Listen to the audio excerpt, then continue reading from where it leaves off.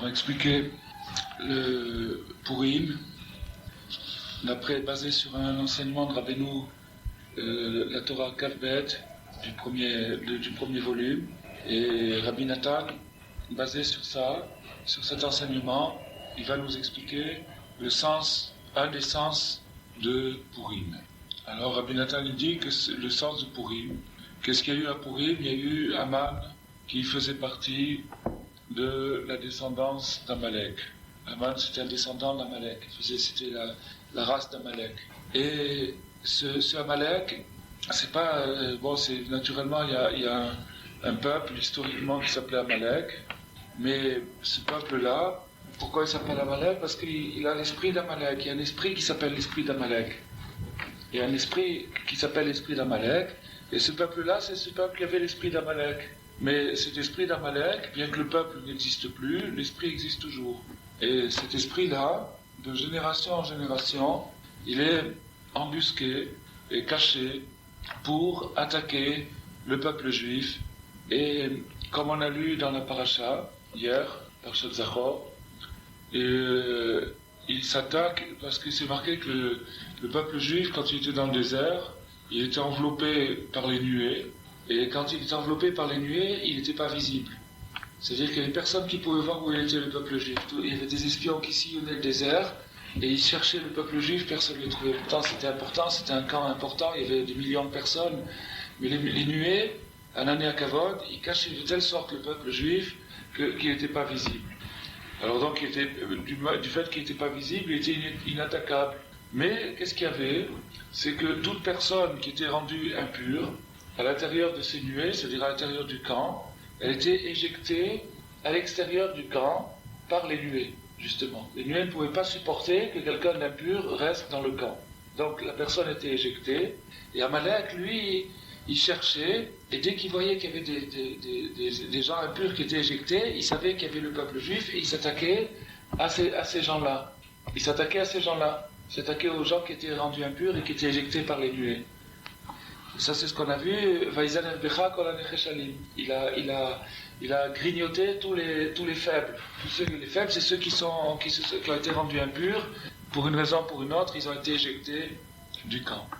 Alors, ça, c'est le symbole de la lâcheté, s'attaquer aux faibles, s'attaquer aux gens qui sont par terre, qui sont à terre. Mais ça, c'est le propre d'Amalek, c'est de faire ça.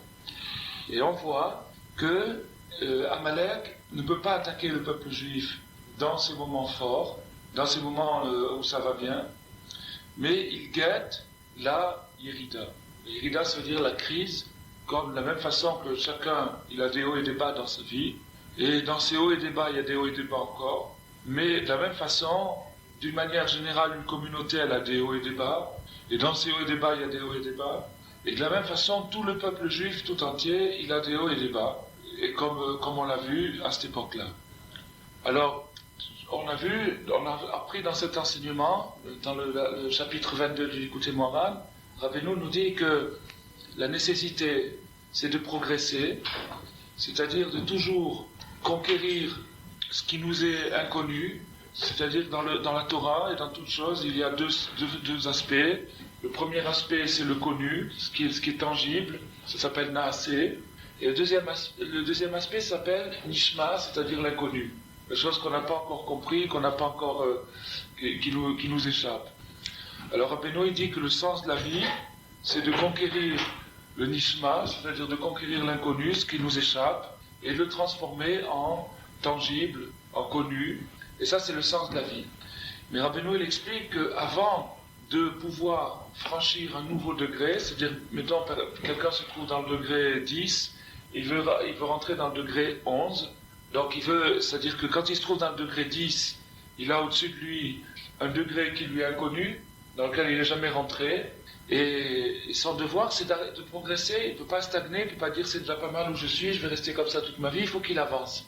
Mais Rabbeinu nous apprend qu'avant de franchir un degré quelconque, c'est-à-dire quelle que soit la situation de la personne maintenant, du moment qu'elle doit rentrer dans un nouveau degré, il est indispensable que cette personne traverse une crise, ce qui s'appelle une Yérida.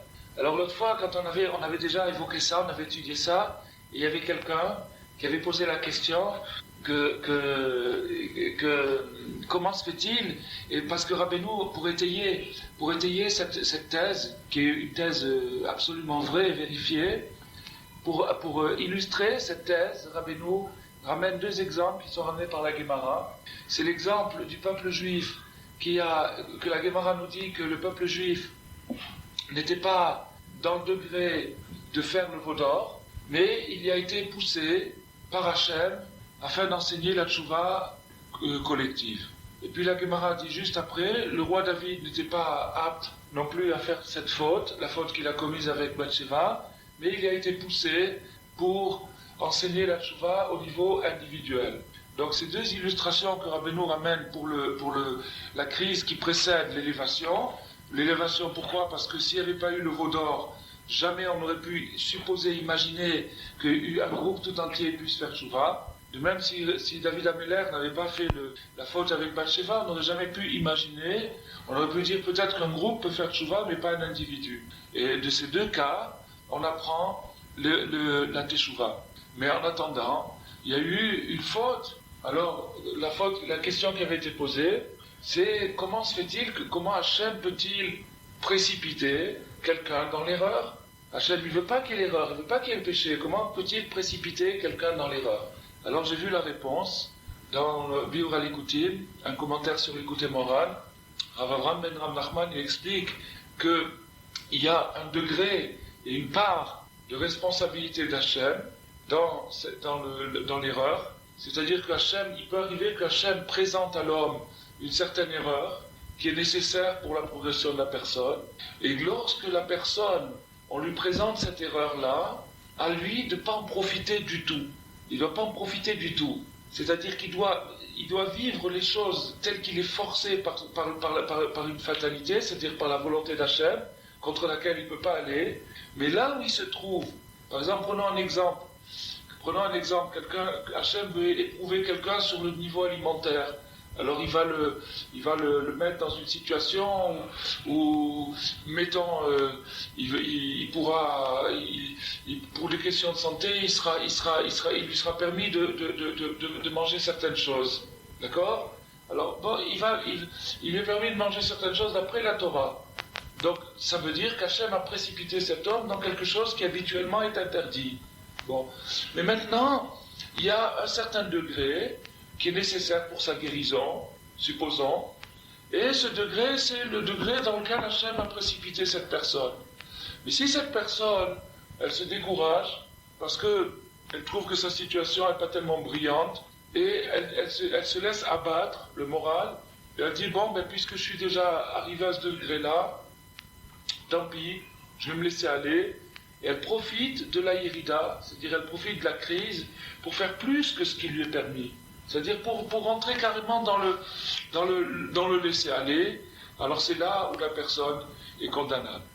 Et ça, cette chose-là, ça se reproduit pour chacun, que chaque fois qu'il y a une Yérida un peu sérieuse, c'est-à-dire une crise un peu sérieuse, un peu grave, les tenants de cette Yérida sont presque toujours viennent d'Hachem, c'est-à-dire c'est Hachem qui nous précipite dans cette Yérida, qui pour ainsi dire, il nous voile sa lumière, sa clarté, pour qu'on soit pris dans une espèce de brouillard, dans une espèce de crise. Mais à ce moment-là, on a le choix entre profiter de l'obscurité pour aller beaucoup plus loin qu'il est nécessaire, ou bien se retenir et tenir bon. Alors ça s'appelle tenir dans la Yérida. Alors maintenant, d'une manière collective, à l'époque de Pourim, c'est ce qui s'est produit. C'est que le peuple juif, l'exil de Babel a duré à peu près 70 ans, et juste avant la fin de cet exil, c'est là où s'est produite l'histoire de Pourim. Donc, puisque cet exil s'est terminé, et qui s'est soldé par le retour en Eretz Israël, puis la reconstruction du temple, du Beth Amikdash, donc ça veut dire, ça s'appelle une aliyah, c'est-à-dire que le peuple juif est rentré dans un degré beaucoup plus élevé qu'il était auparavant. Alors puisqu'il y a eu une aliyah, ça veut dire qu'il y a eu une yérida, c'est-à-dire qu'il y a eu une crise avant. Et la crise, quand est-ce qu'elle était ? Au moment de Pourim. Au moment de Pourim, il y a eu une crise terrible. Le peuple juif tout entier a traversé une crise dans laquelle, comme on l'a décrit il y a 2 minutes, il y a eu les égarements qui se produisent quand il y a des crises, parce qu'on voit de l'obscurité, on voit plus comment, on se désespère, on se dit bon, on ne retournera plus jamais en Eretz Israël, alors laissons-nous aller. Et les Chazal nous disent qu'il y a eu à cette époque-là un taux épouvantable de mariage mixte. Il y a eu un taux épouvantable de mariage mixte. Et le mariage mixte, c'est une suite au découragement, c'est-à-dire au laisser-aller. Le peuple juif ne croit plus, chas v'shalom, au maintien de son identité, parce qu'il voit que l'exil dure tellement longtemps, il ne voit plus la fin du tunnel. Alors, ne voyant plus la fin du tunnel, il ne trouve pas le ressort pour résister, pour garder son identité, et il se laisse aller à perdre son identité. Alors, cette Yérida, c'est-à-dire cette crise que le peuple juif a traversée au moment de Pourim, elle était une des plus sévères de toute l'histoire qu'il y a jamais eu. C'est une des crises les plus sévères parce qu'elle a frappé le peuple juif pratiquement en entier, avec un taux, comme on a dit, un taux épouvantable de mariage mixte. Or, quand il y a des choses comme ça qui se produisent, c'est-à-dire des situations comme ça, alors, qui c'est qui arrive tout de suite, qui se présente tout de suite? Amalek. Amalek, il attend ces moments-là, comme on l'a dit tout à l'heure. Il attend que la nuée rejette les impurs, c'est-à-dire, à plus forte raison, quand c'est le peuple entier qui est devenu impur, qui est rejeté par la nuée qui représente la Shekhinah, qui représente l'esprit d'Hachem, la lumière, quand le peuple juif tout entier est rejeté par la nuée, comme ça a été le cas à l'époque de Pourim, alors il y en a un qui se frotte les mains, c'est Amalek. Donc ça c'est une chose qu'on voit dans un sens particulier ici, mais qui se reproduit à toutes les phases de l'histoire. On peut dire sans se tromper qu'au moment de l'Holocauste, il y a 40 ans, c'est aussi ce qui s'est produit, parce que tout le monde est d'accord de dire que les Allemands, c'est Amalek, c'est l'esprit d'Amalek, qui s'est de nouveau incarné dans une nation, et donc c'est aussi suite que Dieu nous préserve à un taux épouvantable de mariage mixte qu'il y avait en Allemagne, en Autriche et dans ces pays-là. Il y avait un taux épouvantable de mariage mixte et tout de suite Amalek il arrive. C'est une conséquence de cause à effet immédiate. Et ça arrive toujours à des moments qui précèdent un degré d'élévation. Ces grandes crises-là, elles arrivent toujours à des moments qui précèdent un degré d'élévation. Mais quand on est dans la crise, ça c'est valable aussi bien dans le niveau général que dans le niveau personnel, on a beau savoir ce principe, le connaître, on s'imagine qu'il ne s'applique pas à notre situation à nous.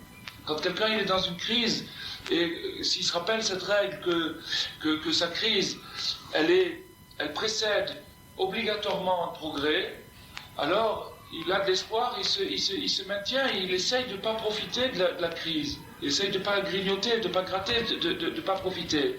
Mais la plupart du temps, justement, le propre de la crise, c'est de perdre la mémoire dans l'obscurité et de s'imaginer que ça va durer pour l'éternité. Alors le travail qu'on doit faire, nous, de réaction là-dessus, c'est le travail contraire, c'est-à-dire de se rappeler ça, de s'imprimer, de se graver ce principe dans la tête, que toute crise précède un progrès, et que la nature du progrès et le maintien du progrès dépend de la manière dont on va vivre la crise. Parce qu'il y a des crises aussi qui se soldent par un échec encore plus grand, c'est-à-dire qui amène à une crise encore plus grande. Ça, c'est quand la crise est mal vécue. Comment est-ce qu'elle peut être mal vécue? Comme on a dit, quand la personne se laisse aller. Bon, alors, ça, on le voit dans la Megillah, puisque la Megillah, elle nous dit qui mouve et qui blou, c'est-à-dire que quand il y a eu le dénouement de l'histoire, ça s'est soldé par une nouvelle Kabbalat Torah, c'est-à-dire par un nouvel engagement, un renouvellement de l'engagement du peuple juif tout entier, à un degré encore plus fort que au Har Sinaï. Et ça prouve très bien ce que Rabbeinu a dit. Ils sont sortis d'un degré de Naasé pour entrer dans un degré de Nishma, c'est-à-dire ils ont transformé le Nishma, un degré qui n'avait encore jamais été atteint. Il a fallu qu'il tombe aussi bas pour pouvoir atteindre ce degré. Alors, à ce moment-là, donc comme on a dit, c'était le moment où le peuple juif devait rentrer en terre d'Israël et reconstruire la ville de Yerushalayim et le deuxième temple Et on a expliqué déjà que Yerushalayim, le mot Yerushalayim signifie Ira Shalem, la crainte parfaite. C'est-à-dire que ce qui s'est produit historiquement à l'époque indique un phénomène qui doit se produire sans arrêt avec chacun.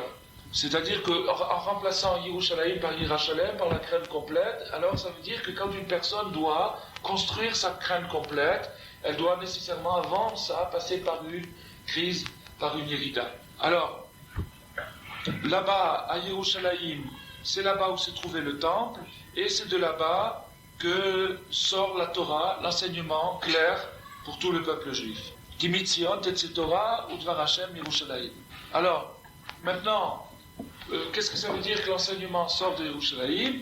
Ça veut dire que quand on ne connaît pas une halakha, un din, une loi de la Torah, alors ça veut dire que on n'a pas réussi à révéler la partie cachée. Comme on l'a dit tout à l'heure, notre but, notre rôle à nous, c'est de révéler la partie cachée. Alors ça veut dire on se heurte à une partie cachée qui ne se révèle pas. D'accord? Quand quelqu'un ignore un din, il ignore ou bien un din, ou bien il ignore la solution d'un problème, comment est-ce qu'il faut se comporter dans un cas précis, ça veut dire qu'il se heurte à une partie cachée, une partie mystérieuse qui n'arrive pas à se dévoiler, à devenir claire. Alors, à ce moment-là, on ne peut pas faire la distinction, et la solution, elle est donnée à la Torah lorsqu'il y aura un problème, Vekamta, Vealita, Vechule, Alamakom, Aou, alors, donc tu te lèveras et tu te rendras vers cet endroit-là, c'est-à-dire vers Yerushalayim, c'est là-bas où on va recevoir l'enseignement, puisque c'est à Yerushalayim que le grand tribunal, Bet Din Agadol, siégeait, et qu'il faisait office de révéler au peuple juif, aux personnes qui venaient poser la question, toutes les parties, tous les aspects cachés de la Torah, pour chacun.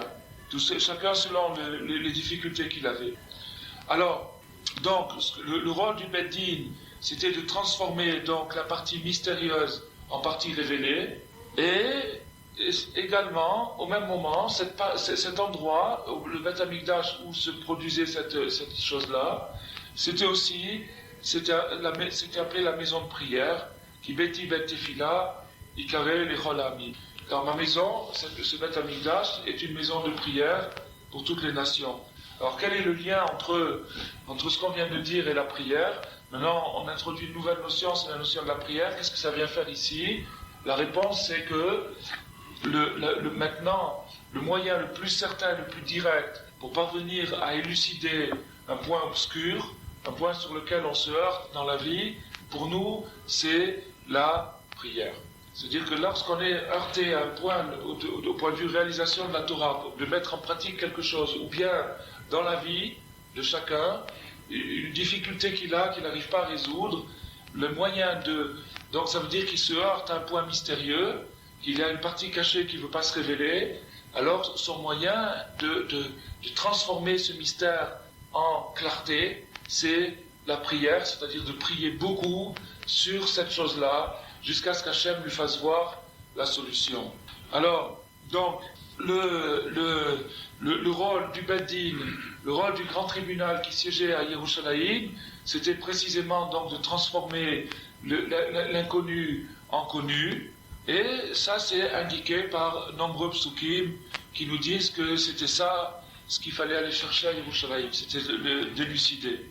Alors c'est pour ça qu'on dit qu'Imitzion Tetze Torah Udvar Hashem Yerushalayim, c'est de Tzion que sort la Torah, parce que la Torah, bien qu'elle a été donnée une fois, mais elle demeure à chaque instant un mystère. Du moins, il y a une partie qui demeure un mystère, et c'est ça qu'il faut essayer d'élucider. Alors maintenant, revenons à Purim. Alors maintenant, à l'époque de Achashverosh, qui se situe historiquement à la fin de l'exil de Babel, comme on a expliqué, et qui devait, maintenant qu'on le sait, on peut le dire, mais ça c'est ce qui s'est produit à l'époque, il devait, d'une manière imminente, revenir à Yerushalayim, construire le Bet Hamikdash et dévoiler, capter une nouvelle dimension de la Torah qui n'avait encore jamais été saisi. Donc ça veut dire que le peuple juif en entier, collectivement, devait monter dans un degré, dans un palier supérieur, parce que ce qu'on a dit que le rôle de chacun, c'est-à-dire de progresser, et non pas de stagner, c'est aussi le rôle du peuple juif en entier. Le peuple juif doit évoluer dans le bon sens, il doit progresser. Il ne peut pas stagner, il ne peut pas dire on va arriver à faire la Torah, arriver à une bonne moyenne, et s'en tenir là, ça ne marche pas. Il est nécessaire d'avancer. Mais pour avancer, il est aussi nécessaire de trébucher, c'est-à-dire d'expérimenter avant le progrès une crise. Alors, étant donné que le degré, le palier, le progrès que le peuple juif devait faire à ce moment-là était quelque chose d'immense, la construction du Beth Amikdash, c'est pas une petite chose, c'est quelque chose d'immense, et que cette construction du Beth Amikdash, on se pose souvent la question, mais puisqu'après il a encore été redétruit, alors à quoi ça a servi de le reconstruire? Pourquoi est-ce qu'Hachem a fait qu'il soit construit, redétruit, reconstruire, etc. En vérité, il faut savoir qu'il n'y a rien qui est perdu. C'est-à-dire qu'on a besoin du premier Beth Amikdash, on a besoin du deuxième Beth Amikdash. Tout ça pourquoi? Pour le troisième Beth Amikdash. Tout ça, c'est chaque fois qu'il y a une construction qui se fait, même si elle est suivie d'une destruction, elle laisse une trace qui n'est jamais perdue. Donc le deuxième Beth Amikdash, il existe encore, et le premier, il existe encore quelque chose de ce Beth Amikdash, dont on a besoin, et s'il n'y avait pas eu ça, on n'aurait pas tenu le coup, on ne serait plus là. Alors donc, on ne peut pas se poser cette question, du moins c'est comme ça qu'il faut y répondre. Alors, du moment que ce deuxième Beth Amikdash devait être reconstruit, alors il était nécessaire donc il était inévitable que le peuple juif rentre dans une obscurité très très très forte, et que le côté des ténèbres, le côté du mal, s'acharne contre le peuple juif dans son ensemble et le fasse trébucher dans les mariages mixtes. C'était une nécessité. Alors à ce moment-là, quand ça s'est produit, qu'est-ce qui s'est produit? On l'a expliqué tout à l'heure, dès qu'il y a impureté, dès qu'il y a découragement, tout de suite, Amalek sort de sa cachette, il était embusqué, il attendait ça, et il commence à faire son travail. Alors, à cette époque-là, compte tenu de la gravité de la crise, Amalek a eu les coudées franches, et il s'est mis à attaquer de toutes ses forces, et il suffit de lire la Megillah, tout simplement dans le texte, et de voir les mots qui sont marqués là-bas, et on voit que le peuple juif, à cette époque-là, était dans un cas extrêmement critique, un cas de destruction, de génocide, comme ça s'est jamais produit. Ça s'est jamais produit comme ça. Même là-bas, c'était catégorique, c'est-à-dire Haman voulait exterminer le peuple juif tout entier et ne pas laisser un seul survivant. C'est un cas comme ça qui s'est jamais produit. Alors, quand est-ce que ça s'est produit? Ça s'est produit au moment de la crise, au moment de cette période-là, de cette période de découragement. Comme il est dit, comme on a vu dans le Sefer Torah à propos d'Amalek, dans Parshat Zachor, Ve'ata ayev ve'yadea. Et toi, tu es fatigué et tu es essoufflé. C'est-à-dire que Amalek guette les moments d'épuisement, les moments d'abattement, les moments d'essoufflement pour pouvoir se lever, pour pouvoir frapper. Alors, à cette époque-là, le peuple juif, il était extrêmement fatigué. Qu'est-ce qu'on doit dire aujourd'hui? C'est marqué dans les Sfarim que toutes les neshamot, pratiquement toutes les neshamot qui existent dans nos générations à nous, toutes les âmes qui viennent dans nos générations sont des âmes très très très très fatiguées. Des âmes très très très fatiguées. Et à l'époque aussi, ils étaient fatigués. Pourquoi ils étaient fatigués? Parce que c'était la fin d'un cycle, la fin d'un exil, et avant de retourner en Eretz Israël, et c'est à ces moments-là où le mauvais côté, voyant que encore un tout petit peu, avec un tout petit effort, ils vont pouvoir retrouver leur place, ils vont pouvoir retrouver leur terre, alors qu'est-ce qu'il fait? Il les fait trébucher il le fait trébucher. Et effectivement, la faute, le péché qui a été commis collectivement du mariage mixte, c'est quelque chose de très très grave. C'est quelque chose de très très grave. Et c'est pour ça que le peuple juif s'est trouvé à cette époque-là dans une situation très grave. Parce que la faute est très grave, la situation était très grave. C'est-à-dire que ce n'était pas de la rigolade, c'était quelque chose de très très grave. Et donc, comme on l'a dit tout à l'heure, il y a la Yérida, la crise se transforme en progrès encore plus grand. Et à ce moment-là, quand la crise se transforme en progrès, la faute elle-même est récupérée. Il y a une récupération de la faute, c'est-à-dire que non seulement elle est effacée comme si elle n'avait jamais existé, mais elle est récupérée, c'est-à-dire elle est convertie elle-même, la faute est convertie elle-même, elle fait partie intégrante du progrès, comme le dit la Guémara. Seulement, ça c'est à condition de tenir le coup. Mais si Ras Shalom on ne tient pas le coup, alors là, à ce moment-là, la faute se transforme en chute encore plus grande jusqu'à Ras Shalom, l'extinction. À cette époque-là, il y avait le tzaddik de la génération. Il y avait beaucoup de tzaddikim à cette époque-là, il restait beaucoup de tzaddikim, mais il y avait le tzaddik de la génération qui s'appelait Mordechai. Mordechai, c'était le tzaddik de la génération, c'est-à-dire celui qui connaissait la solution aux problèmes particuliers de cette époque-là. Et c'est pour ça que la Megillah nous dit Mordechai Yada. Mordechai, il savait. Il savait quoi? Ça veut dire qu'il a su juger l'envergure du dégât, de la gravité des choses, mais aussi il a compris la situation et il a compris que ce qui se passait c'était quelque chose de tout à fait logique parce que c'est quelque chose de classique, c'est-à-dire que si les choses sont aussi graves, ça symbolise que c'est encore une preuve supplémentaire que la délivrance va venir bientôt. Lui, il savait ça. Lui, il connaissait ce principe et il ne l'oubliait pas. Nous, on l'oublie, mais lui, il ne l'oubliait pas. Lui, il savait que si les choses sont aussi graves, ça signifie qu'elles vont être formidables dans pas longtemps si on tient le coup. Alors, qu'est-ce qu'il a fait? Il a fait briller une lumière.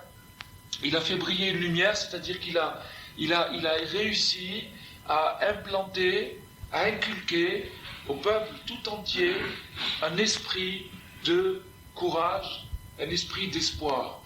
Il a fait briller à tout le peuple juif de ne pas se décourager de la délivrance, de savoir que la délivrance va bientôt se produire et de ne pas baisser les bras dans un moment comme ça. Voilà ce que Mordechai, c'est ce qui est résumé, ce qui est contenu dans Mordechai Yada. Il savait que tout ce qui se passait, il comprenait le sens des événements et il connaissait aussi la solution. Il savait le sens des événements, c'est que maintenant c'est une grande Yérida, d'accord? Parce que ça prépare une grande...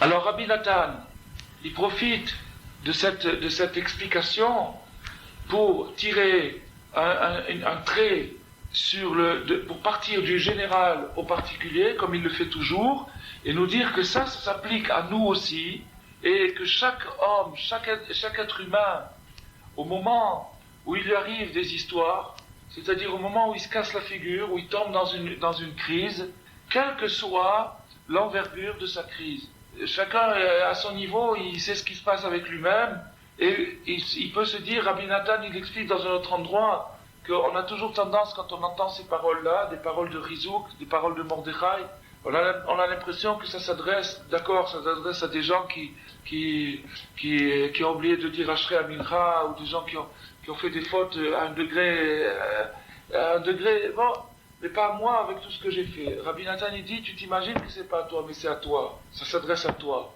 Ce qu'on est en train de dire, ça s'adresse à toi. Ça, Rabbi Nathan, il le dit. Il faut savoir que ça s'adresse à tout le monde. Quand il dit Kol Adam, ça veut dire Kol Adam, ça veut dire tout le monde. Alors il dit Rabbi Nathan maintenant. Au moment où l'homme, il est dans un degré de chute, qu'il est tombé, quelle que soit sa chute, et même si, Chas Shalom, il est tombé très bas, malgré ça, il lui est interdit de se décourager et de se désespérer de s'en sortir. Il n'a pas le droit de renoncer à l'espoir, de dire je ne vais pas m'en sortir, de s'imaginer des choses comme ça. Il n'a pas le droit. Il n'a pas le droit, c'est-à-dire que sa chute et la gravité de sa chute ne lui donne pas le droit. Et c'est ça, c'est ce qu'on expliquait tout à l'heure. C'est-à-dire que la chute ne donne pas le droit de tomber encore plus bas. Ni même de croire à la chute et de croire que là où on est maintenant, ça y est, on est condamné, c'est fini, c'est terminé, c'est là où on se trouve, c'est fini. Il n'y a pas d'espoir de retour. Ça ne nous donne pas ce droit-là. Ça ne nous le donne pas. Il y avait un assez extraordinaire avec le Gaon de Vilna. Le Gaon de Vilna, il a rencontré un jour, il allait au Beth Midrash, il a vu dans la rue un bonhomme qui avait la tête nue, qui mangeait une pomme comme ça sans faire la bracha, rien du tout. Alors ce bonhomme, c'était un juif. Le Gaon de Vilna s'est approché vers lui, il a dit, tu sais qu'il faut faire une bénédiction quand on mange un fruit, il ne faut pas manger comme ça. Alors l'autre, il a répondu, mais quelle bénédiction, c'est pas que moi je suis converti depuis des années, que je ne suis plus juif, j'ai tout renié, maintenant vous venez me parler d'une bénédiction. Le Gaon de Vilna, il a dit, tu as beau avoir tout renié, tu as encore le devoir de faire ta bénédiction. Et le bonhomme, quand il a entendu ces mots, il a fondu en larmes, il est devenu un Baal Tshuva. C'est pas parce qu'il avait renié, qu'il a fait d'autres péchés, que maintenant il ne doit pas faire encore la bénédiction. Ça lui donne pas le droit de baisser les bras. Ça lui donne pas le droit de baisser les bras. Ça lui donne pas le droit de ne pas continuer à faire ce qu'il peut faire au moins. Il dit Rabbi Nathan que donc n'importe où l'homme soit tombé, il n'a pas le droit de renoncer à l'espoir et de nier la bonté d'Hachem et de se dire la bonté d'Hachem ne peut pas s'étendre à un cas comme le mien parce que j'ai vraiment été trop loin. Alors, ça, cet esprit-là, cet enseignement, c'est l'enseignement de Mordechai. Et Mordechai, c'est quoi? C'est l'anti-Amalek. C'est-à-dire que si quelqu'un arrive à rentrer dans son cœur, à s'inculquer à lui-même cet esprit-là, il devient invulnérable d'Amalek. Amalek ne peut plus rien faire contre lui. Amalek, on dit, les Sfarim expliquent qu'Amalek, il a la même valeur numérique que Safek. Safek, ça veut dire un doute, une confusion, un trouble. Quand est-ce que Amalek arrive? C'est quand la personne doute de ce qu'on est en train de dire maintenant. Il y a un Safek, il y a un doute, il n'est pas sûr que c'est comme ça. Mais si quelqu'un arrive à s'inculquer cette conviction, à se rentrer ça dans la tête, pourquoi il se le rentrerait dans la tête? Parce qu'il dit, voilà, moi, ceux qui ont dit ça, c'est des experts, c'est des savants, c'est des gens qui connaissent la Torah, et moi, mes connaissances sont limitées. Bon, moi, d'après ce que je vois, ça a l'air d'être comme je pense, mais c'est une impression comme quelqu'un qui voit un mirage, il est sûr qu'il y a un mirage. En vérité, il n'y a rien du tout. Donc, je leur fais confiance, et si quelqu'un arrive à rentrer dans son cœur cette confiance, à se dire c'est comme ça, moi je ne le comprends pas, mais c'est comme ça, à ce moment-là, cette personne devient invulnérable. Invulnérable, ça veut pas dire qu'il va plus avoir des crises et qu'il va plus retomber. Il retombera, il aura des crises, mais dans chaque crise, il se rappellera que c'est comme ça. Et il se laissera pas aller. Et à ce moment-là, il verra clair, un petit peu, là où il est, et il pourra au moins faire ce qui lui est possible, et pas passer à côté de l'enseignement, de ce que la crise doit lui apprendre. C'est quoi d'écart le Safek à élucider? Le Safek à élucider, c'est de douter de ce qu'on est en train de nous dire. Ce qu'on est en train d'étudier ici, ceux qui sont là depuis plusieurs années, ils le savent, on l'étudie depuis 10 ans, 15 ans, cette chose-là, on la répète. Je peux te garantir que c'est pas encore dans le cœur du tout. On en doute. Et un Safek, on se dit, oui, c'est vrai, Rabbi Nathan a dit ça, mais c'est pas vraiment à fond dans le cœur. Si c'était à fond dans le cœur, c'est-à-dire qu'on éliminait tous les doutes là-dessus, qu'on était certain que c'est comme ça. Qu'on est certain que c'est comme il dit Rabbi Nathan et Rabbeinu, à ce moment-là, on a éliminé Amalek de sa vie. À ce moment-là, on a éliminé. Bon, maintenant il y a des degrés, c'est-à-dire on dit qu'on n'est pas arrivé à le rentrer à fond, mais on est rentré un petit peu. Le petit peu qu'on a rentré, au Hachem, ça nous permet de traverser des crises, de traverser des moments très durs. Mais, si on y arrivait, et il y en a qui sont arrivés à ça, à le faire rentrer à fond dans le cœur, à y croire vraiment, à le mettre à fond en soi, à l'intégrer, alors celui-là, il n'a plus de problème d'Amalek. Il n'a plus de problème d'Amalek. Et c'était le cas de Mordechai. C'est-à-dire que Mordechai, il ne s'est pas prosterné. Ça veut dire Mordechai, il n'avait pas du tout un doute sur la vérité de ce qu'on est en train de dire maintenant. Il n'y avait pas du tout un doute sur l'espoir que le Beth Amikdash va être reconstruit comme l'a dit Rav Nosson. Il a dit, Mordechai, il a réuni des gens pour commencer à étudier la halakha du Beth Amikdash. L'apparence a été catastrophique, c'est des croix gammées, des nazis, des trucs comme ça. Il voyait la fin du peuple juif, etc. Il n'y croyait pas. Il ne croyait pas à ce qu'il croyait. Il croyait à la vérité, c'est-à-dire qu'il va y avoir une grande aliyah, le peuple juif il va retourner en Eretz Israël. Ça, c'est la certitude de Mordechai. Et la certitude de Mordechai qui était absolue, du fait qu'elle était absolue, elle était rayonnante et elle s'est répandue dans le peuple juif tout entier. Il a réussi à redonner l'espoir à tout le peuple juif. Ça, c'est le tzaddik de la génération. Le tzaddik de la génération, c'est celui qui est arrivé à la certitude complète, absolue. Alors lui, il arrive à rayonner. Et nous, on arrive à recevoir une partie de sa certitude. Et selon la partie de certitude qu'on reçoit, c'est ça notre Itkarvut, c'est ça notre rapprochement au tzaddik, et par conséquent notre éloignement d'Amalek. Puisqu'Amalek c'est le contraire de la certitude. Amalek, comme il a expliqué, Rav Nosson, c'est pas que le type il est un renégat, ou qu'il ne croit pas dans la Torah, ou même qu'il n'est pas d'accord avec ce qu'on vient d'étudier. Il est d'accord, seulement il n'est pas sûr 100%. Du moment qu'il reste un petit peu de safek, il y a une présence. Ce safek là, c'est Gematria Amalek, c'est-à-dire que c'est la présence d'Amalek en lui, dans la personne. Il ne croit pas que c'est Mina Shamaïm. Voilà. Il ne croit pas d'abord qu'elle est Mina Shamaïm, et puis il ne croit pas non plus qu'elle va servir à monter plus haut. Il croit que ça y est, c'est la fin. Il croit que c'est la fin. Ou même s'il ne croit pas que c'est la fin, même s'il pense que peut-être c'est pas la fin, mais du moment qu'il n'est pas sûr que ça va être mieux après, alors il y a la présence d'Amalek en lui. Et c'est ça qu'on doit chaque année. Pourquoi on fait la parashat Zachor hier, que c'était tellement important de lire ce passage-là, et pourquoi dans quelques jours on va faire Purim, et que les Mekoubalim, ils ont dit Yom Kippourim, c'est-à-dire Kippourim, que Kippour il est un peu comme Purim. C'est-à-dire que Purim, il est au-dessus de tous les Yamim Tovim, et c'est le seul qui ne sera pas annulé. Quand il viendra Mashiach, Purim, il continuera. Les autres Yamim Tovim, ils seront annulés. Et les Mefarshim, ils expliquent que ça veut dire qu'ils seront annulés. C'est-à-dire qu'on mangera plus de matzot, on fera plus... Non, c'est pas ça. Ça veut dire que maintenant, la lumière que Mashiach va arriver, va amener, elle rendra terne la sortie de la mer Rouge et tous les miracles qu'il y a eu dans les années. Mais le miracle de Purim, jamais il sera terni, parce que jamais il y aura un aussi grand miracle qu'il y a eu. C'est ça que Purim, il ne sera jamais annulé. Un truc extraordinaire comme ça, qu'une situation aussi dégoûtante, comment ils étaient dans la dégradation, tout le peuple entier est tombé, qui se transforme et qui devienne une élévation formidable, ça, jamais il pourra y avoir un truc comme ça. Donc c'est pour ça qu'il ne sera pas annulé. Alors, ce Mordechai, c'est-à-dire ce tzaddik de la génération, il est là pour nous apprendre à ne pas nous décourager. Et il y en a un dans chaque génération. Il y en a un dans chaque époque, plutôt. Maintenant, on est dans une époque où notre situation est très très très très comparable à celle de l'époque de Mordechai, et on a aussi un Mordechai. Alors maintenant, qu'est-ce qu'il a fait Mordechai? Il est sorti en ville et il s'est mis à crier amèrement, et il a appris à tous les Juifs de faire la même chose. Partout où les Juifs ont entendu le décret, la Xéra, le décret, alors qu'est-ce qu'ils ont fait? Ils ont fait comme Mordechai.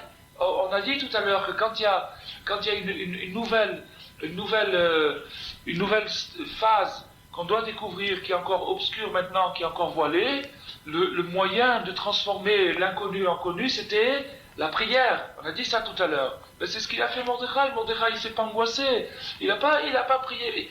Mordechai, il s'est pas mis à hurler parce qu'il a peur que c'était la fin du peuple juif. Pas du tout. Il savait que le peuple juif, il va s'en sortir. Seulement, il fallait à ce moment-là faire jaillir une nouvelle étape. Et c'est ça le moyen. Le moyen, c'est en pleurant, en criant, en faisant des prières, pour accoucher, pour faire sortir, pour faire jaillir la prochaine phase, et c'est ce qu'il a fait. Et Hachem, voyant, alors là, il ne faut pas se tromper non plus, c'est-à-dire que l'espoir qu'il nous donne le tzaddik, c'est pas Chas v'Shalom, un espoir passif de dire tout va s'arranger, tout finira par s'arranger, j'ai confiance, je ne me décourage pas, et je reste dans ma chaise longue avec les mains dans les poches. C'est pas ça du tout. Mais je fais ce que j'ai à faire, c'est-à-dire que j'exagère pas ma responsabilité, j'exagère pas la gravité, je dramatise pas, je fais ce que j'ai à faire. Je sais que si je suis dans l'obscurité, c'est vraiment de l'obscurité, mais cette obscurité, elle est passagère, et justement pour la chasser, pour la faire partir, moi je dois faire mon travail. Mon travail, c'est de crier. De crier, je suis en but à un obstacle, je vois pas le progrès d'avant. En d'autres termes, le peuple juif, il est arrivé à une saturation, c'est-à-dire qu'il a épuisé la phase d'évolution dans laquelle il était. Maintenant c'est fini, il faut rentrer dans quelque chose d'autre. Comment tu vas le faire venir? En pleurant, en criant. Et pas en pleurant d'une façon triste, en pleurant d'une manière pleine d'espoir. C'est-à-dire de se dire, bon, maintenant je suis devant quelque chose qui me résiste, et le seul moyen c'est en m'acharnant à demander à Hachem qui me révèle cette chose-là. Pas d'une manière angoissée, d'une manière concernée, mais pas angoissée. Et ça, bien sûr, on a dit tout à l'heure, c'est l'anti-Amalek. L'anti-Amalek, Amalek, lui, il fait une synthèse dans le sens contraire, c'est-à-dire qu'il nous amène au désespoir, en nous coinçant par les deux côtés, parce que il nous ballotte entre le fatalisme et la responsabilité qu'on a, et avec ça, il nous fait perdre la tête et il nous amène à nous décourager. Et on se rend compte que les gens qui se découragent, c'est ou bien d'une manière ou d'une autre, ou bien qu'ils exagèrent leur propre responsabilité, c'est-à-dire qu'ils disent « Ah, c'est de ma faute, tout ce qui se m'arrive, et je m'en sortirai pas, et c'est même pas la peine que je prie, qu'est-ce que Hachem maintenant, il va nettoyer les saletés que j'ai fait, c'est moi qui ai sali, et je peux plus nettoyer, c'est trop sale, c'est trop crasseux, c'est trop endurci, donc je me décourage. » Ou bien, non, ou bien de dire « Bon, c'est Hachem qui a tout voulu, c'est l'exil, on est comme ça, il y a 2000 ans qu'on est là-dedans, qu'est-ce que je peux faire, c'est pas de ma faute. » Ça aussi, c'est un découragement. Les deux trucs, ça c'est Amalek. Et Mordechai, c'est le contraire. Mordechai, ça veut dire, ne t'angoisse pas, mais fais quelque chose. Ça c'est Mordechai. Ne t'angoisse pas, ne perds pas les pédales, ne baisse pas les bras, mais fais quelque chose. Fais quelque chose. Et justement, par le fait que tu t'angoisseras pas, c'est comme ça que tu feras quelque chose. Mais pas ne t'angoisse pas de dire, bon, ne t'angoisse pas, t'inquiète pas, c'est pas grave, allez, va t'amuser, va faire une partie de ping-pong, ça passera. Non, c'est pas ça du tout. Ne t'angoisse pas, mais fais quelque chose. Qu'est-ce que tu peux faire? Crier, on peut toujours crier. Qu'est-ce qu'il pouvait faire? Il a pas, Mordechai, il n'a pas dit, maintenant on va faire des séminaires d'études, on va étudier le problème. Non, il a dit, allez, crier, on sort dans la rue, tout le monde, homme, femme, enfant, tout le monde peut crier. Et ça, il pouvait le faire, et ça, il faut le faire. Ce qu'on peut faire, il faut le faire. Alors ça, bien sûr que c'est ce qu'on apprend de la Megillah, et que grâce à ça, grâce au fait que le peuple juif a eu l'intelligence et le réflexe à cette époque-là de suivre le tzaddik Ador, le tzaddik de la génération, et de le suivre mamash, pas seulement de croire à lui, mais de le suivre dans ses instructions, de faire ce qu'il a dit, alors il a réussi à transformer, à convertir la crise de l'assimilation qu'il y a eu à cette époque-là en une élévation extraordinaire, et le produit de cette élévation s'appelle Purim. Purim, c'est le produit de cette chose-là. Le fait qu'une Yérida terrible se transforme en Aliyah. Le produit de ça, c'est Purim. Alors, à ce Purim, le peuple juif a reçu la Torah à nouveau, c'est-à-dire qu'il a renouvelé son engagement, et il s'est tenu comme au Har Sinaï, mais avec un engagement redoublé, et les Mefarshim nous expliquent que quand au Har Sinaï, d'une certaine façon, le peuple juif a été contraint d'accepter la Torah, parce que Hachem leur a dit, si vous acceptez pas la Torah, je vous renverse la montagne sur la tête. Donc ça veut dire quoi? Ça veut dire très simplement que Hachem il a créé le monde, Hachem il est le patron du monde, c'est son monde encore. Donc Hachem il a créé le monde pour que le peuple juif reçoive la Torah, et si le peuple juif n'a pas reçu la Torah, ben, le monde n'a plus de raison d'être. Renverser la montagne, ça veut dire que le monde retourne dans le néant, il n'a plus aucune raison d'être.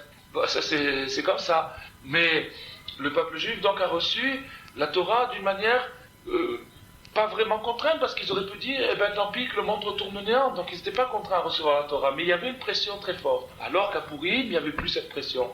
Et ils ont accepté la Torah de bon cœur. De bon cœur. L'engagement est devenu complet seulement à Purim. Car Mordechai savait tout ce qui se passait, et il connaissait il connaissait exactement la situation, le degré dans lequel le peuple juif était déjà arrivé, comme on l'a dit tout à l'heure, qu'il y avait une saturation, c'est-à-dire que le peuple juif était arrivé à épuisement d'une madriga, d'un degré, ça il le savait, et il savait aussi quelle était l'étape prochaine qu'il va falloir franchir, Et c'est ça le sens de l'évolution, c'est-à-dire de toujours passer d'un degré à un autre. Et d'arriver à renouveler sa Torah et à ne pas stagner, à ne pas rester toujours au même degré, mais au contraire, à passer d'un degré dans un autre, dans un degré encore plus grand, jusqu'à ce qu'on arrive au degré le plus élevé qui peut exister, que l'homme puisse atteindre, ce qui est le cas des grands tzadikim. Les grands tzadikim, ils arrivent au plafond de l'humanité, c'est-à-dire là où l'homme ne peut pas aller plus loin. Ça, c'est d'une manière générale, d'une manière particulière, pardon. Alors, comme Mordechai est arrivé à ce degré-là, c'est-à-dire lui personnellement, sa génération non, puisque la preuve c'est qu'on est encore en exil. Si le peuple juif dans l'ensemble est arrivé à ça, on serait déjà plus là. Mais d'une manière individuelle, il y a des tzadikim qui sont arrivés au plafond, au maximum. Quand il arrive au maximum, alors à ce moment-là, il comprend les choses comme on ne peut pas mieux les comprendre. Il comprend les choses au maximum, comme il n'est pas possible de mieux comprendre que ça. Et c'est parce que il a compris les choses au maximum qu'il était capable d'éclairer et d'envoyer cette compréhension le plus bas qui puisse exister. C'est-à-dire que plus un tzaddik est grand, plus sa lumière pénètre dans les profondeurs. Plus un tzaddik s'élève, plus il est grand, plus il voit à quel point il n'y a pas de raison de se décourager. Et plus il est capable d'envoyer cette connaissance le plus bas possible, jusque dans le cœur des gens les plus découragés, de ceux qui croient que pour eux, ces paroles n'ont pas été dites. Le tzaddik, il arrive à leur faire rentrer dans la tête que oui, pour eux aussi, ces paroles ont été dites. Parce que lui, il voit. C'est pas parce il est sympa, ou il est optimiste, ou il a un bon caractère, Non, c'est parce qu'il voit. Il voit, lui, il voit clairement. On explique que les mondes s'enchaînent l'un dans l'autre, comme des petites boîtes dans des grandes boîtes, et que ce monde-là, qui nous apparaît si grand et si immense, est en vérité, la Gemara nous dit, que ce monde-là est en vérité aussi insignifiant et aussi minime, ridicule, qu'un grain de moutarde par rapport au monde qui suit immédiatement après. Le monde dans lequel on est, ça c'est valable physiquement, ça veut dire que le monde des malachim, le monde des anges qui suit le nôtre est infiniment plus grand que ce monde-là. On parle maintenant des galaxies, le monde physique. Le monde qui vient après est infiniment plus grand que ce monde physique, puisque ce monde physique est un grain de moutarde par rapport au monde qui vient après. Spirituellement, c'est la même chose. Donc les tzadikim qui quittent ce monde physique avec leurs pensées et qui s'élèvent dans le monde qui vient après, puis encore dans le monde qui vient après, puis jusqu'à Tzilut et jusqu'au plafond, ils voient nos problèmes comme des choses minuscules. Mais vraiment, ils le voient. C'est pas qu'ils pensent que ça va s'arranger parce qu'ils ont confiance en Dieu. C'est pas ça. C'est parce qu'ils voient techniquement à quel point le problème est ridicule, à quel point on se noie dans un verre d'eau, à quel point on voit des trucs énormes alors qu'ils sont tout petits. Et plus la conviction est forte, c'est-à-dire plus il le sait, plus il le voit, plus il est capable de convaincre quelqu'un qui est vraiment noyé dans le problème. Plus il voit, plus il peut nous convaincre. Et c'est ça la force de la conviction. La force qu'ils ont les tzadikim, la force de Rabbeinu, de nous convaincre, de nous redonner espoir, elle vient de ça, du fait qu'il voit, pas du fait qu'il pense ou qu'il espère ou qu'il voudrait bien, non, du fait qu'il voit. Du fait qu'il voit. C'est pour ça qu'on dit que à Shem Mishmor, quand il y a quelqu'un qu'il faut consoler, on lui dit, quelles sont les phrases qu'on lui dit? On lui dit que Dieu te console. On lui dit que Dieu te console. Parce que pour consoler, il faut avoir atteint un degré où on voit vraiment que le malheur est un bonheur. Quand on le voit vraiment, alors à ce moment-là, on peut consoler. Alors, maintenant, Rabbeinu, il a expliqué que plus le tzaddik atteint un degré élevé, plus il arrive à comprendre quelque chose d'élevé, et donc plus sa connaissance devient forte, devient élevée, intense, alors plus il arrivera, paradoxalement, à briller dans les degrés les plus inférieurs, les plus reculés. Et donc, plus le tzaddik arrive à capter des degrés supérieurs, parce que chez le tzaddik aussi, il y a une notion de progrès, jusqu'à l'infini, alors il arrive à éclairer de plus en plus bas, et donc c'est pour ça que les aspects révélés s'appellent Naaseh, parce que le monde le plus bas et le plus critique s'appelle Olam Ha'asiya, le monde de l'action. Naaseh, ça veut dire agir, et l'action, le monde de l'action, c'est le monde le plus difficile à résoudre. C'est le monde le plus difficile à éclairer parce que c'est le monde le plus physique, le plus matériel, le plus grossier. Alors Mordechai, lui, savait. Alors là, qu'est-ce qu'elle dit la Megillah? Ou Mordechai yada et kol asher naaseh. Mordechai, il connaissait tout le système de l'action, il connaissait bien tout ça. Il comprenait, il savait tout. Il avait c'est-à-dire que pour lui, tout ce qui a été créé, tout ce qui a été révélé, pour lui, c'était devenu du clair et de l'acquis. Quelque chose de connu, de compris, d'acquis, de clair, de nassé. C'est-à-dire que c'était devenu quelque chose d'actif, de clair, de révélé. Il avait déjà passé tous ces stades-là.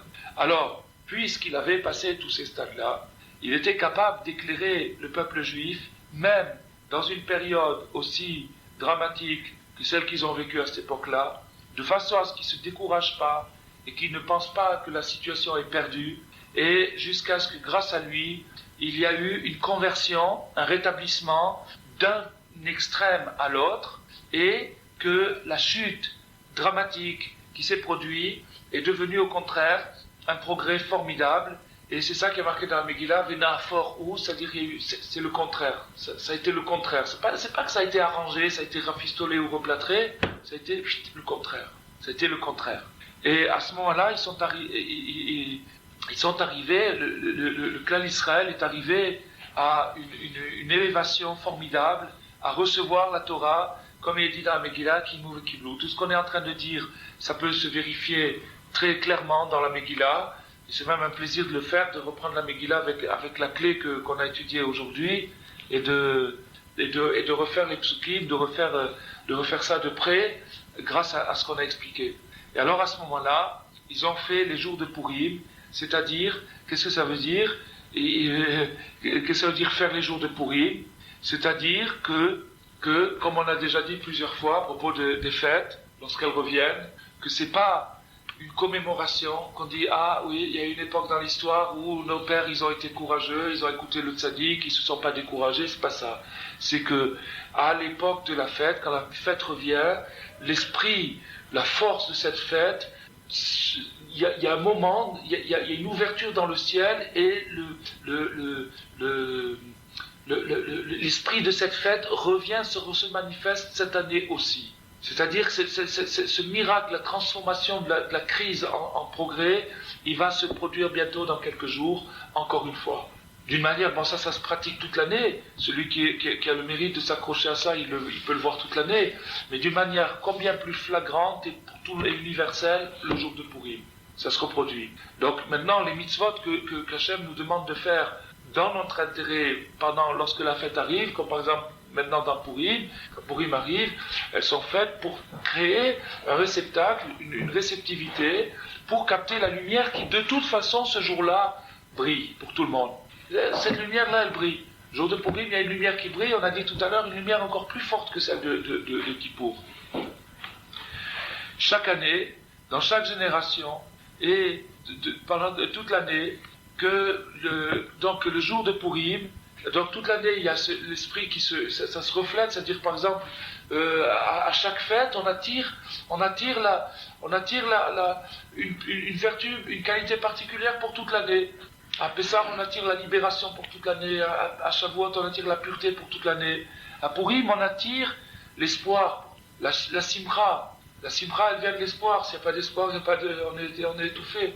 L'espoir, la simcha, on l'attire à Purim toute l'année. Pourquoi? Parce que le jour de Purim, il y a une ouverture, il y a cet espoir qui se manifeste, pourvu que nous, on soit là pour le recevoir, c'est-à-dire qu'on fasse les mitzvot du jour, telles qu'elles nous ont été données par les Chachamim.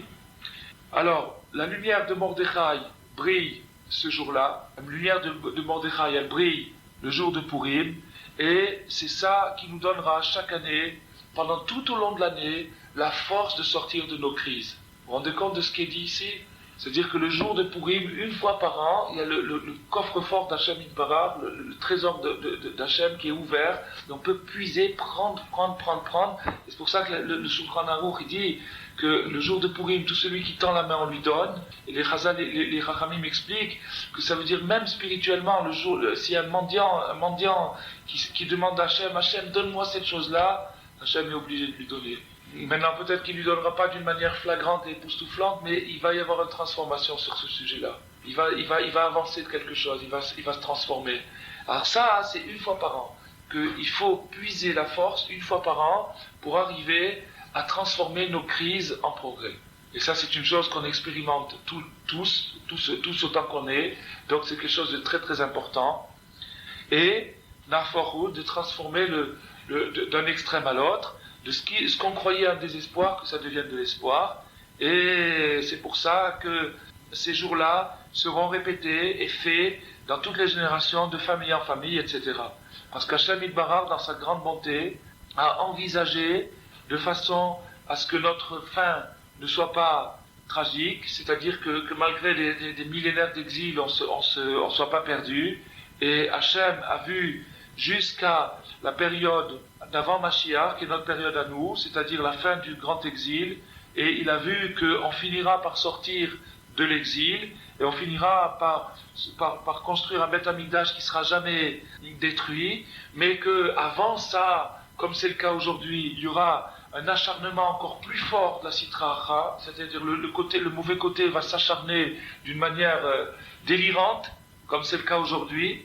Alors qu'est-ce qu'il a fait Hachem? Il nous a donné les jours de Purim, il nous a donné Mordechai et Esther, de façon à ce que chaque année, on ait une dose d'espoir suffisante pour tenir pendant l'année, et suffisante pour tenir même pendant la période la plus terrible, c'est-à-dire celle qui précédera Mashiach. C'est ça le grand miracle de Purim. C'est-à-dire que maintenant, chaque année, il va revenir comme un cycle, cette période-là, cet esprit de Mordechai et d'Esther, ils vont revenir, ils vont s'ouvrir le jour de Purim, et cette ouverture-là suffira pour tout le peuple juif à tenir, pour celui qui veut ne pas se décourager.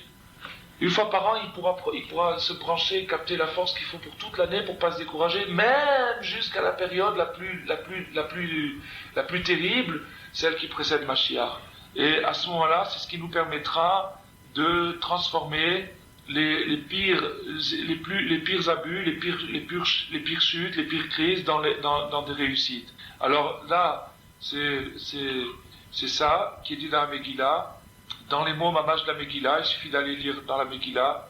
Et c'est pour ça qu'il est dit que ces jours-là seront mentionnés et seront faits, parce que c'est des jours propices à recevoir la Torah à nouveau, chacun, de renouveler son engagement dans chaque génération, et chacun là où il se trouve, de capter ce qui lui manque. C'est-à-dire, pourquoi est-ce qu'il est dans une crise? C'est parce qu'il est en but à quelque chose, à un progrès qu'il doit franchir, et il ne sait pas ça. Alors ça, c'est des jours pour réaliser ça, et pour transformer l'obscurité, c'est-à-dire l'inconnu, en connu, au moyen de la prière, au moyen de tout ce qu'on a expliqué dans cette étude. Et à ce moment-là, on arrive le jour même de Purim à atteindre des degrés spirituels très très élevés, et c'est ça qui transforme tout en élévation. Alors après, Rabbi Nathan, il ajoute encore un petit passage, après ça continue, mais on va s'arrêter à ce petit passage, et dit c'est pour ça que le jour de Purim, on fait tellement de rigolades. C'est un jour où on fait des rigolades pour indiquer que pendant les jours de Purim, toutes les yéridotes, c'est-à-dire toutes les katnout, tous les enfantillages, les mesquineries, sont convertis et transformés en Torah. Et c'est pour ça que c'est une Torah, c'est une loi de la Torah de rigoler le jour de Purim, parce que la rigolade étant un enfantillage, une bêtise, ça nous indique que le jour de Purim, c'est la transformation de la bêtise en Torah. Et que le jour de Purim donne la puissance de faire ça tout au long de l'année, et pour chacun tout au long de la vie, et d'être zoré de cette façon, à Géoula Shlema, Bimera, Bienvenue, Amen.